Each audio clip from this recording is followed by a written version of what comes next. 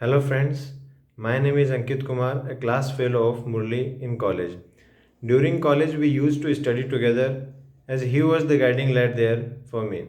So thank you Murli once again for having anchored us through this platform for the greater cause that would definitely help all of us to grow in our lives. So presently I am working at Tata Motors Ahmedabad as senior manager in new product introduction department. जो जैसे नाम से ही पता चलता है new product introduction.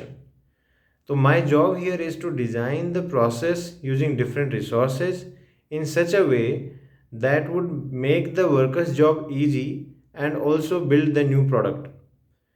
So I always get to work on something new.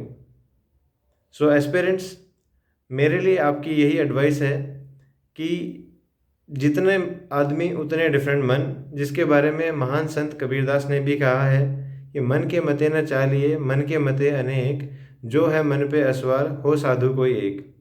So friends, I would like all of us to learn from here and implement this concept in our lives, that जो हमारा मन इधर उधर भटकता है, हमें ये उसको समझाना पड़ेगा कि भाई जिस चीज़ के लिए तुम भटक रहे हो वो चीज़ तुम्हें मिलेगी, लेकिन कब, कहाँ और कैसे, इसकी कमान हमारे हाथ में है, ना कि तुम्हारे.